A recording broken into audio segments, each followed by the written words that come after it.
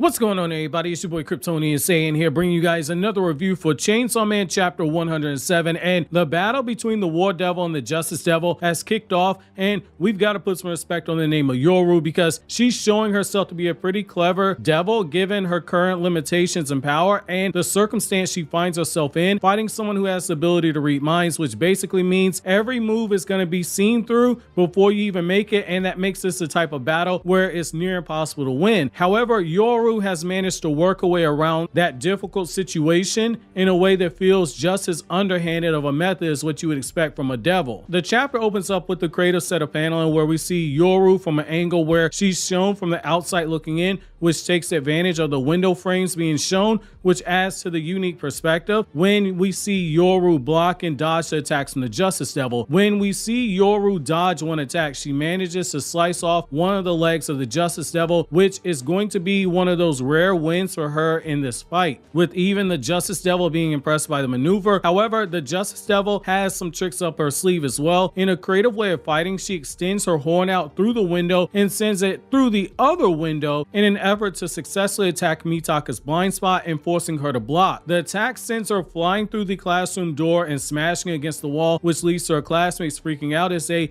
see what's transpired. The teacher sees what's happened and immediately presses the alarm button to alert the students to leave the school because of the devil attack, which some of the students deem to be another school drill, which is crazy. It speaks to how the world of Chainsaw Man takes the presence of devils, because as we see in this chapter, the kids treat it the same way you or I might treat, say, a fire drill. You do them so often that you don't think anything of it because it's about as run-of-the-mill of normal as you would expect, like going to a school assembly. However, the Justice Devil isn't having any of that, stating that this is not a drill and makes the students freak out even further. But the thing is Yuko's actions are deliberate. Since she's able to read minds, she's able to suss out any culprits who place the raw chicken cutlets in Mitaka's locker by asking the question, which immediately makes the guilty parties reveal themselves because their thoughts are betraying them. However, before they can be attacked, Yoru tries to launch a sneak attack, but it's to no avail. The Justice Devil catches the attack like it's nothing, and we learn that Yoru, due to her current limitations, the pencil spear that she made isn't nearly as powerful as it should be, which is another sign that the War Devil is only going to grow in more power over time.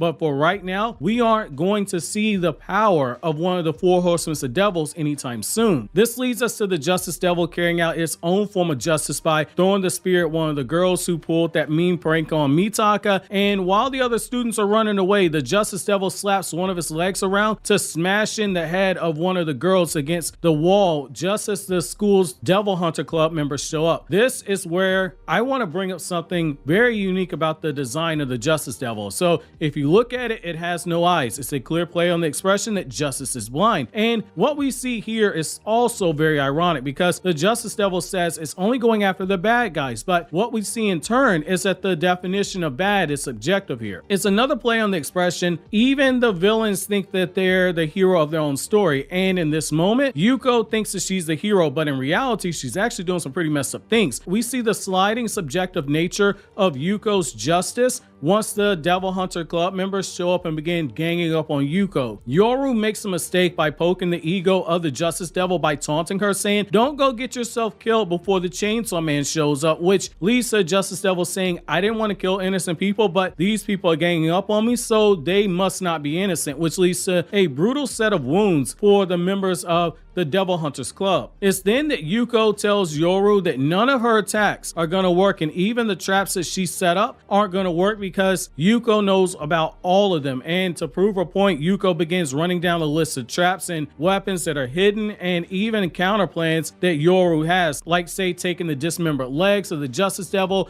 and making them into weapons, saying it's all futile. However, that's where we see the sharp thinking of Yoru on display here, because she purposely gives up control back to Asa Mitaka, and this is the cruel thing about what Yoru's done right here. She knows this is a situation where a straight up fight, she can't beat the Justice Devil as she currently is, and it's nigh impossible to make a workaround to try to beat someone who can read your mind and counter your attacks before you follow through with them. However, she's using the emotions and love that Yuko has for Mitaka as a way to try and create that opening. Yuko did it to herself in the last chapter, if you look back at it, where she stated that she liked Mitaka, but she hated Yoru. Yoru knows as long as Mitaka is in control, Yuko won't do anything. It's a very cruel maneuver to use someone's strong emotions against them in a way that she's doing. She knows human nature, and she's using the human need to have a sense of need and belonging and acceptance as a way to create her next opening with Yuko, because now that she's seen Mitaka back in control, she won't harm her, and she might even use Mitaka as a way to continue working over Yuko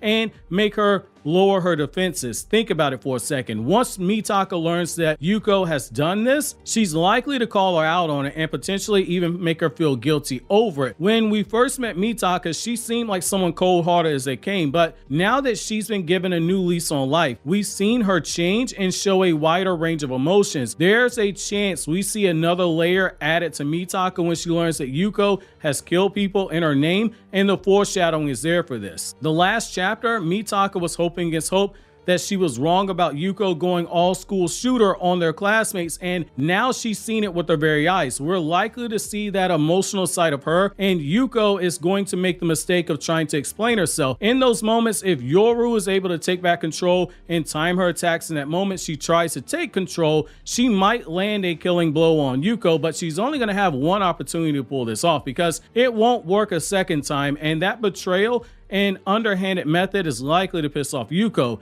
In the event this doesn't work, Yoru at least has Denji in her back pocket, being able to use Denji to kill the Justice Devil and Yuko, which lets her gauge how strong the Chainsaw Man's current power level is, and most importantly, it allows her to gain a new weapon in the form of Yuko, since the body has been left behind by Chainsaw Man. It's a win-win for her either way. But seriously though, can we just take a moment to appreciate the fact that like Fujimoto had no hesitations just going there. Like, we had a feeling once Yuko pulls up and she transformed into the Justice Devil, they're like, okay, she might go full school shooter mode, but maybe if Mitaka and Yuko end up having a fight because Yoru's controlling Mitaka's body, maybe, just maybe, Fujimoto won't go there. No, Yuko outright just killed the bullies in this chapter. Some of them got away, but even the people that tried to do the righteous thing, the thing that justice should be a fan of, Yoru had to watch as Yuko just killed those people. And it goes back to the whole thing of like justice is blind, and how sometimes the scales of justice are unbalanced. Sometimes people who do things in the name of justice, they're really just full of it. I like what Fujimoto did here. This was really good commentary,